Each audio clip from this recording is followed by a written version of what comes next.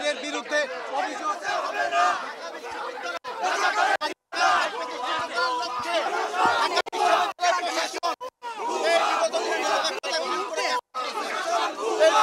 ভুয়া, তারা নিরপেক্ষতা রাখতে পারে না।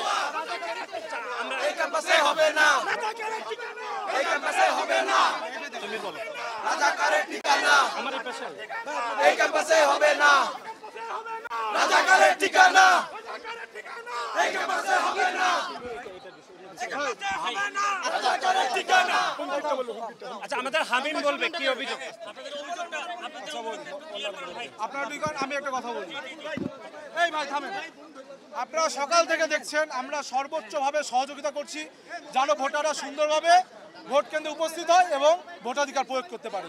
কিন্তু আমরা বারংবার দেখছি সকাল থেকে এই কেন্দ্রে একটি নির্ধারিত ছাত্র সংগঠন এবং অনেকাংশে অনেক ক্ষেত্রে বিভিন্ন স্বতন্ত্র প্রার্থীরও যে কার্ড, ব্যালট নম্বর সম্বলিত কার্ড তারা প্রদান করতে দিচ্ছে। কিন্তু আমি হচ্ছে হল গেটের বাইরে আমি আমার কোনো লিফলেট ব্যতীত আমি আমার মুখে মুখে আমি আমার নাম আমার ব্যালট নাম প্রচারণা করতেছিলাম। ফার্স্টে যখন আমরা এখানে উপস্থিত ছিলাম সকালবেলা তখন প্রক্টরিয়াল টিমের ম্যাম আমাকে বলছে যে বাইরে যায় কথা বলতে, সরি গেটের বাইরে যেতে। তো আমি সারাদিন আর এখানে মাঠে আর আসি নাই, আমি আমার ভোট দিয়ে এখান থেকে মাঠ থেকে সরে যায় আমি গেটের বাইরে আমার কথা প্রচারণা করতেছিলাম। তো আমাকে ওখানে প্রক্টরিয়াল টিম থেকে ম্যাম আমাকে যা বলে কে যে হচ্ছে তোমার তুমি হল থেকে দাঁড়াইছো না, ঠিক আছে তোমার আমি বলছি 100 মিটারের বাইরে যে প্রচারণা করতে, এখানে প্রচারণা করতেছো কেন, তুমি এই লিডারশিপ করবা এই সেই। উনি আমাকে এটা বলে উনি আমার কাগজটা নিয়ে বলতেছে যে প্রক্টরিয়াল টিমে কমপ্লেইন করবে। এখন আপনি যদি দেখেন এখনো গেটের সামনে প্রচারণা করতেছে, এখনো গেটের সামনে প্রচারণা করতেছে। তাও এই আমি বলি তাও এই ভোটার কেন্দ্রে এখানে আমি একটু বলি আমি শেষ করতে দেন, আমারে শেষ করতে দেন। কি হয়েছে প্রথম থেকে আমাদের তো কাগজ আমাদের ইলেকট্রিক ডিভাইস নেওয়া নিষেধ, বাট কাগজ নেওয়া কি নিষেধ না। আমাদের কাগজ আমরা ভোটও চাই নাই, এখানে আমাদের লিস্ট আছে, যার মন চাই সে ভোট দিবে, যার মন চাই দিবে না। কিন্তু প্রথম থেকেই এখানে মোনানি ম্যাম আর স্যাররা যারা আছে প্রথম থেকে আমাদের এটা মেয়েদের হাত থেকে ফেলে দিছে, ভিতরে নেওয়ার জন্য দেয় নাই, ফেলে দিছে। আবার বলে কি যে তুমি ছাত্র দল না, নিয়ে আসো তোমার কোন বাইরে নিয়ে আসবা, দেখি কি করে। আমাকে এই থ্রেটটা দিছে ম্যাম, বলছে তুমি ছাত্র দল না যাও। আর আমার কথা হচ্ছে ম্যাম আমি একটা প্রক্টরিয়াল স্যারের কেবলমাত্র একটা প্রক্টরিয়াল স্যারের সাথে কথা বলছি, উনি আমাকে আমি ওনাকে জিজ্ঞেস করছি যে স্যার মূলত প্রচারণাটা কোথায় করলে ঝামেলা, গেটের বাইরে করলে কি কোনো ঝামেলা আছে? স্যার আমাকে কেবল বলছেন না গেটের বাইরে তুমি করতে পারবা।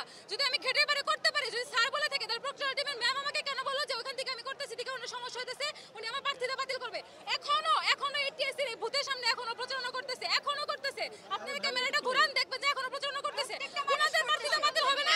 আমি গেটের বাইরে থেকে প্রচারণা করতেছি, কোনো ধরনের আচরণবিধি কোনো কিছু লঙ্ঘন করি নাই, তারপরে আমাকে প্রার্থীতা বাতিল করার কথা কেন বলা হইছে? লাভ তো নাই। আচ্ছা আমি বলবো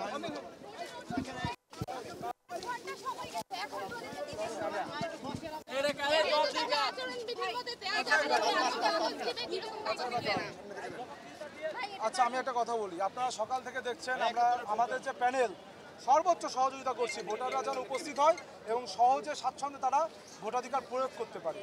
আমরা সকাল থেকে দেখলাম বিভিন্ন কেন্দ্রে কিন্তু সকলেই এই যে এরকম একটি কাগজ দিচ্ছে শিক্ষার্থীদের। একজন শিক্ষার্থী তো 200 ইংরেজি ওয়ার্ড মুখস্থ হতে 6 মাস লাগে, সেখানে 13 দিনে তো 1293 জন প্রার্থীর নাম মুখস্থ করা ভাই সম্ভব না। প্রত্যেক প্যানেল এমনকি স্বতন্ত্র প্রার্থীরাও কিন্তু তাদের এই যে ব্যালট নম্বর দিচ্ছে, আপনারা নিচে দেখলেও দেখবেন অনেক ময়লা ফালানো, দেখলেই বুঝতে পারবেন।